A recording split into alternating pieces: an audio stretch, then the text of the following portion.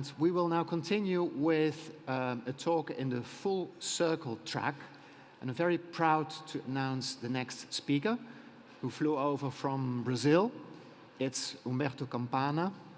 And I think he doesn't really need an introduction. Arguably, he's, with his brother, the most famous designer coming from the Americas, and surely coming from Latin America. And we all know them for their work using waste material, reusing dolls, for instance, in crafting chairs and other products. So this is the right guy to speak about full circle. But what you probably don't know is that he and his brother launched an institute, Instituto Campana, trying to improve the lives of people in Brazil. And this is, of course, a very socially responsible initiative, which we really like to include in our full circle content track. So, Humberto will speak for you today, especially about the Institute that you might not know, and which is really growing in importance in Brazil. Please, give it up for Humberto Campana.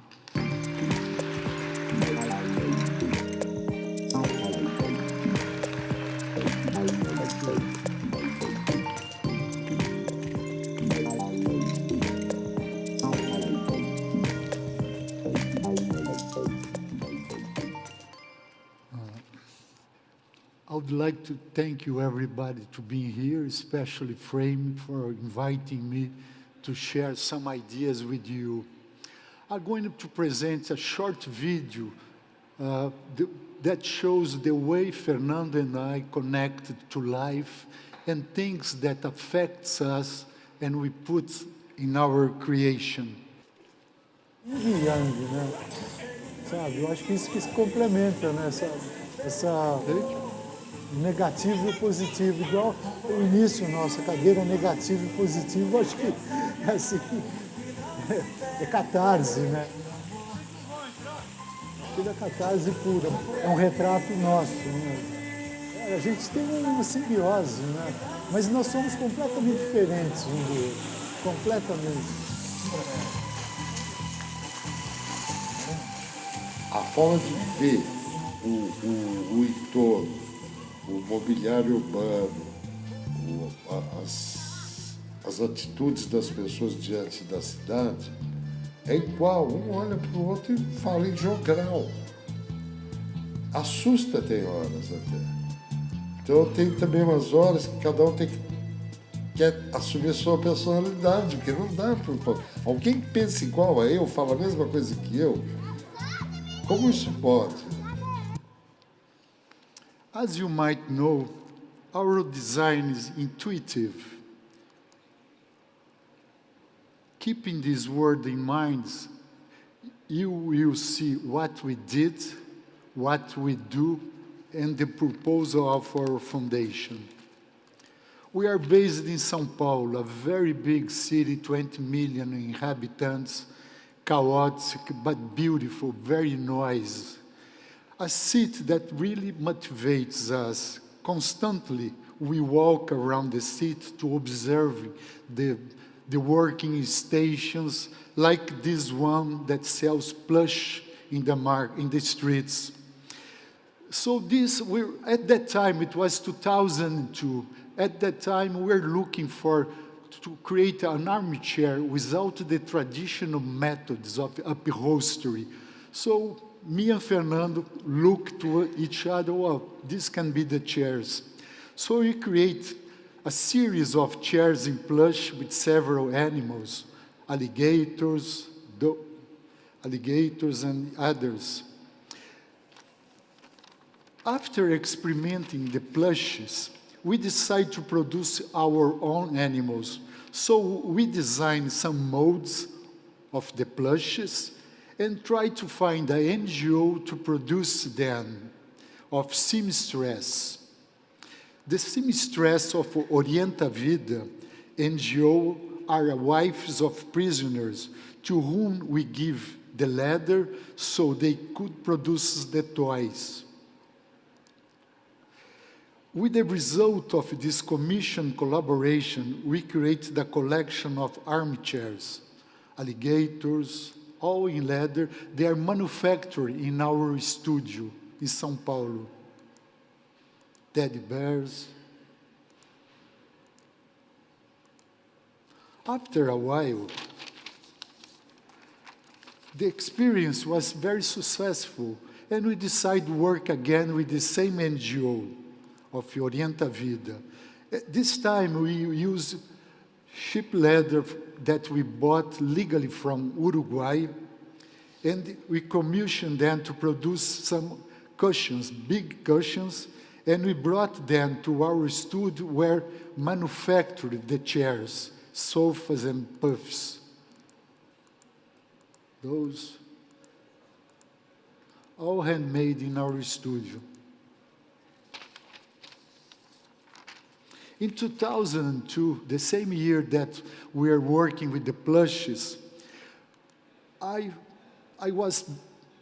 did a trip in the northeast of Brazil, and I saw this doll. It's an old tradition in the Paraíba, this area. And they are sold in the markets, in the popular markets for tourists. We fell in love with this. I bought a bunch of them and tried to decide to investigate where and who manufactured those dolls. We found a community that produces them in Paraíba. The place is Nova Esperança. It's a beautiful name, new experience, new hope. The collaboration was different because I bought a bunch of them, bring to the studio in São Paulo, and manufacture chairs, stools, carpets. And suddenly, the chairs start to being published in the media in Brazil. It's funny because at that time, we have no intention to help this community. We just fell in love with the object, and we decided to create a chair. But it was interesting because these chairs and rugs start to be published in the media in Brazil. And this community increased the sales just by people being publishing the dolls. So we kind of helping them without no intention to help them. It's funny. Things in my life happens in this way, very spontaneous. 10 years ago, Lacoste commissioned us to create a series of polos, a limited edition polo. The briefing was to create a limited edition, so we decided to work with the logo, the famous logo, to reuse the logo. So we get in contact with another NGO in this favela in Rio de Janeiro, the biggest favela in Rio, the NGO Copa Roca. Asked them if they could produce this limited edition there. So they make a collage. The first polos was a collage of 2,200 logos. Lacoste and Copa Roca signed up an agreement to produce other models with our drawings. And it was interesting because we promote this GNO also, and other designers in Brazil start working with them. It was interesting also. One of our main philosophies of our studio is the manual work. 2015, we did another trip to the Northeast to get inspired to the place. This is a beautiful place. It's a very dry area in Brazil, in Ceará. The landscape is amazing, lots of bromelias. The earth is this color, very dry. There is nowhere, not much houses, very far from everything. The only economy is growing cattle there.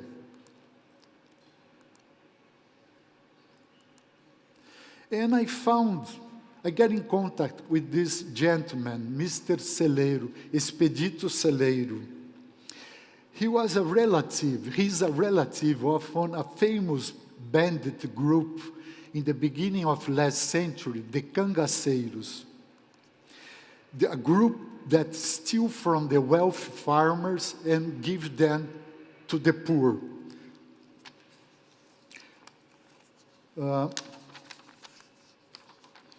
With the same ancient technique, Mr. Expedito produces hats, gloves, sandals, celery. And we make an invitation to him if he would like to do an exhibition with us in São Paulo, that we would produce the furniture and he would cover the furniture with his work, totally free for him. So we create this collection. These are the molds. His studio is very beautiful, amazing, with full of molds, as you can see. We create a collection of chairs and other pieces with his work and the design, our design, where we mix straw and leather. It was a true haute couture using leather. In the same year, we were invited with another NGO to work with a group of ladies that makes embroidery. This is near a very beautiful river, Rio São Francisco. The place is amazing as well.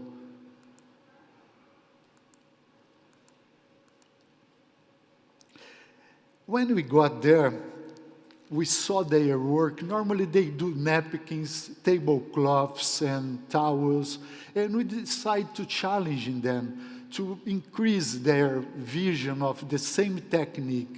Why not to make lamps? So we took photos of their faces and asked them to embroider their faces. The result was a collection that we show in a museum in Rio de Janeiro in the same year. Now, so after all this spontaneous collaboration, from the very beginning of our career, we realized that we need to formalize our real intention to share more with the others. We officially created a foundation, Instituto Campana, which the main mission is to maintain our legacy using design as a tool of transformation via social and educational programs.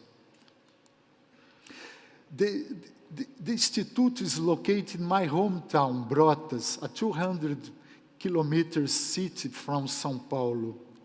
And this is where we store all the furniture that we have. The Instituto Campanas maintains our legacy by first rescuing popular culture and handicrafts that are in danger of disappearing. Second, developing social inclusion in education. And third, maintaining and preserving Campana Brothers, our collection. This is the place where we store our furniture. The idea is in the future is to create a small museum as well as a school where people can learn the techniques of carpentry, welding, sewing, weaving, everything, all these ancient techniques under our supervision. Our first project with the Instituto Campana, we started in 2017 our first project with the Projeto Arrastão NGO. We were invited to visit them because they got a lot of jeans from a company in Brazil and they didn't know what to do. So we act with them like artistic director. We stimulate them to create objects under our supervision. So they came out with a series of objects that now they sold in in the market there in São Paulo, and we just act as artistic director. I like, to go there, stimulate, open their minds, and go back to me, to my creations. And maybe they can improve. Also, they can get self-esteem, because those people are kind of, nobody see them, they live normally in favelas, in very, very violent areas of São Paulo. This is another project that me and Fernando have done with a group of female in a prison in São Paulo. Whenever we were kids, people ask me what I would love to be. I told them that I would love to be indigenous from Amazon. And Fernando, the same, he wanted to be an astronaut. Years later, I'd ask Fernando to making a portrait of mine, like indigenous, and I draw him like an astronaut. So we printed this drawing and gave it to the female in this prison in order to embroidery as according their mood, using different colors, etc. The prints are sold in museum shops, galleries, art galleries, and the proceeds go automatically to a saving account, which will help them when leaving the prison. This is another project that we are working with the NGO. It's House of Misericordia. Our missionary nuns, they invite me to go there and visit this favela. So I proposed to work with kids. The first day that the atmosphere in the favela is very claustrophobic. It's very sad. They don't breathe. They don't have horizons. They stay there inside with very bad examples, with the drug dealers, abuse. It's very, very. And when I go back to my studio, I tell, wow, what a good life I have, So I decided to work with them. The first questions that I asked them, what they would like to be when they grow up. Most of them told me, I want to be drug dealer, work for the crime. And I asked them to design some objects. They designed bombs, arms, knives, and everything that connected to the evil things, to the crime. And in this situation, I brought them to Estudio. So once in a month, me and Fernando do workshops with them, exploring their creativity and also giving a new horizon, new examples that they can see others examples. This is in my studio in São Paulo, a weaving workshop using the chairs that we make. And also their mothers start to get interested in this project. So we give them some cards for them to embroidery. We pay them, buy from them, and we give away like presents in Christmas, etc. Well, this is in November 2015. A big ore mine then collapsed, causing a huge environmental disaster in Mariana, Minas Gerais. And this year happened the same disaster with the same company. It destroyed part of the city. People were killed, they lost their jobs, the soil was contaminated by the mud, and a river was killed by no fish, with just mud. We decided to visit the area, and we like to help them, what we could do. So we find a producer, a manufacturer that manufactures bricks. And we ask them, we propose to work with the mud of this disaster, mixing part of it with the regular mud to produce the bricks. We design a hand with a metaphor like helping hand for this area. The proceeds of the sale goes to the community through an NGO in Minas Gerais. This is another project that we have been working with the same NGO, nuns, the missionary nuns, House of Misericordia.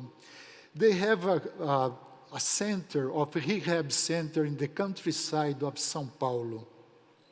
It was interesting because in the car going to this center, I didn't know what to propose to them, which material to work with them. So nearby this rehab center, nearby I found a factory of bricks. So I stopped my car, visited the factory, and asked the owner to give some humid bricks in order to work with the people, the homeless people in this community. And I asked them to put all their strength, all their anger, dreams, hopes into these bricks, to push the bricks, to deconstruct the bricks.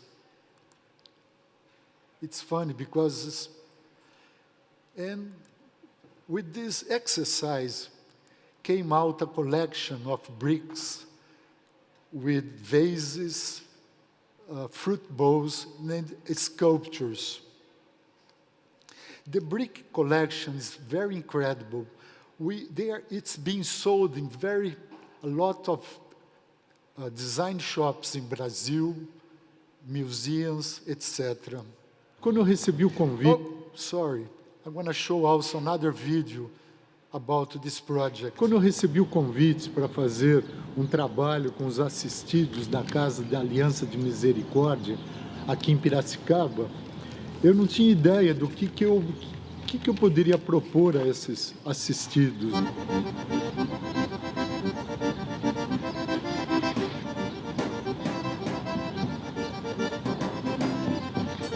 Pegamos uma estrada de terra até o lugar, e aí me deparei com uma pilha de tijolos igual a essa. Eu olhei isso, falei, putz, acho que essa é a chave do projeto. Porque o nosso trabalho sempre começa do material. Falei com o proprietário da olaria, né, se ele doaria alguns tijolos desses, úmidos ainda, sem ir ao forno, e levei alguns tijolos para o workshop. Oferecendo um tijolo é como reconstruir a própria vida, né? Retomar a vida, né? Acho que a ideia desse projeto com os assistidos é de colocá-los, dar autoestima a eles, mostrar um outro horizonte, né? And this year we are going to work in a prison with guys that makes the crochet technique. We propose them to make toys, monsters, happy monsters, that could be sold also. We are going to look for places to sell this. And also we were invited by the English NGO Bottle Top to make a 3D printed stool using recycled plastic out of the North Sea. Well, thank you. I hope you enjoy my presentation. I'm sorry, I was very nervous because my brother, he speaks better than me. Sorry for reading this. Thank you. Thank you very much, Humberto. Thank you very much. Thank you very much. Well, Thank you.